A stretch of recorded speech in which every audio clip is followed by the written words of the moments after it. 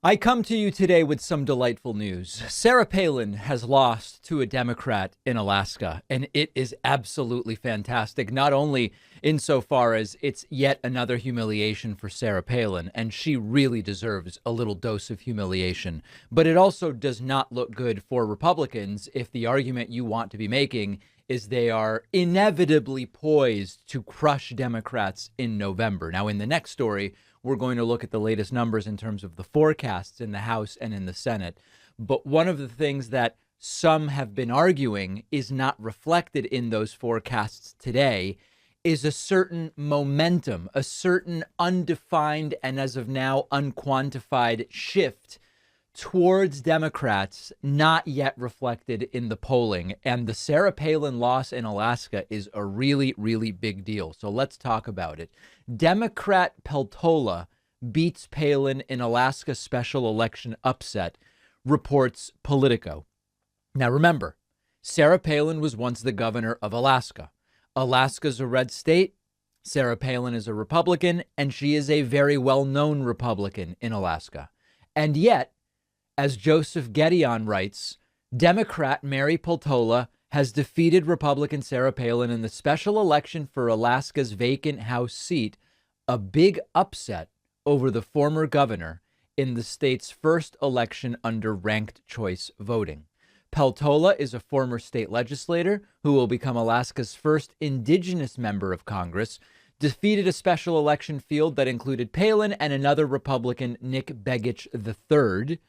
The Democrat finished first in the initial tally and then won enough second choice votes from Begich's supporters to see off Palin, who was endorsed by Trump. So this is so good in so many different ways. It's a poetic justice of many types. Number one, Sarah Palin, Republican, in a Republican state, loses to a Democrat. That's very interesting. Number two, Sarah Palin is a known Republican who was the late John McCain's running mate in 2008 for vice president, sort of started dumb Republican politics, which, of course, Trump then blew out of the water. Like Palin was nothing compared to what Trump ultimately was, but still was sort of the start of that cartoonish direction for Republicans.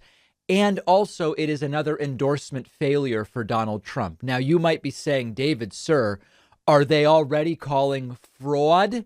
And the answer is yes, they are. If you look at Truth Social, you will see all sorts of people saying it was obviously fraudulent. It was obviously stolen. And of course, there is no evidence of that whatsoever.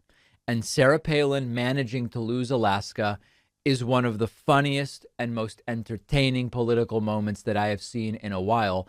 It's really a humiliation. And it is one of these. This is a seat that Republicans have held for decades in a state that hasn't voted for a Democrat for president since LBJ.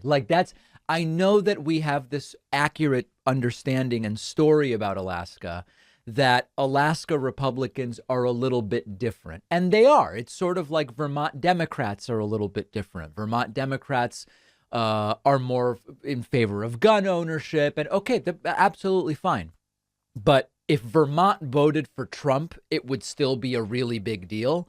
And similarly, to see Alaska opt not to vote for their own former governor and vote instead for a woman who's going to be the first indigenous member of the House from Alaska ever, it's absolutely fantastic. And we can also point to the importance of ranked choice voting in this race, the first such election under ranked choice voting in Alaska. Just a lot of really great things going on here. A couple other notes from the Politico article.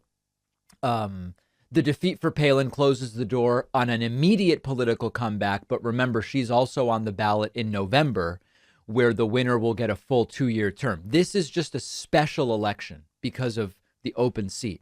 Sarah Palin is still in the fight in November, and that's another element to this.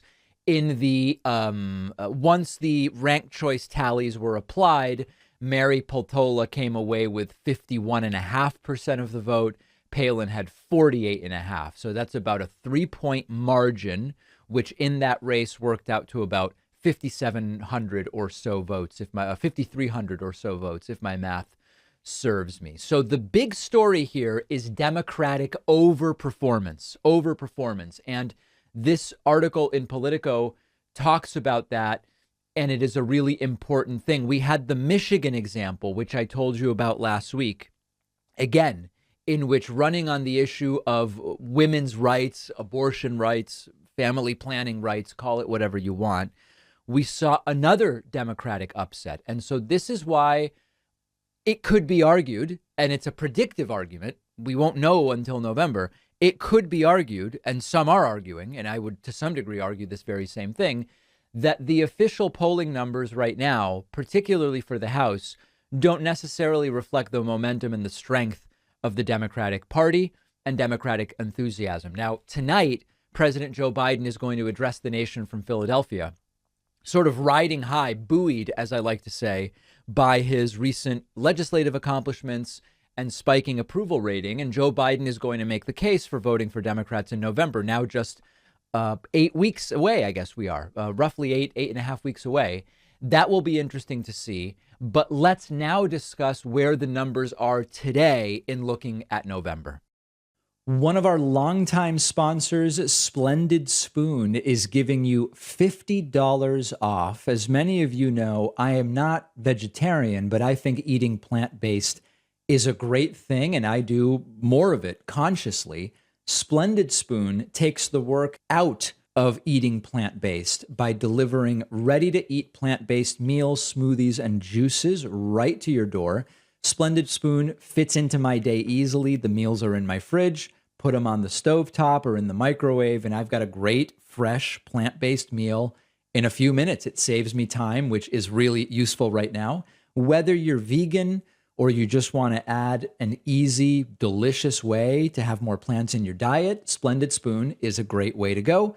There are great dishes like creamy mushroom and spinach noodles, coconut curry, cauliflower tikka soup. That's one of my favorites. Tons of choices. The menu rotates constantly. I've tried a lot of different meal subscription services. Splendid Spoon is great on both taste and quality. They pack so much flavor into the dishes. They taste freshly cooked. Splendid Spoon's smoothies are awesome when I'm on the go. And you'll get $50 off your first week when you subscribe at splendidspoon.com/Pacman. The link is down below.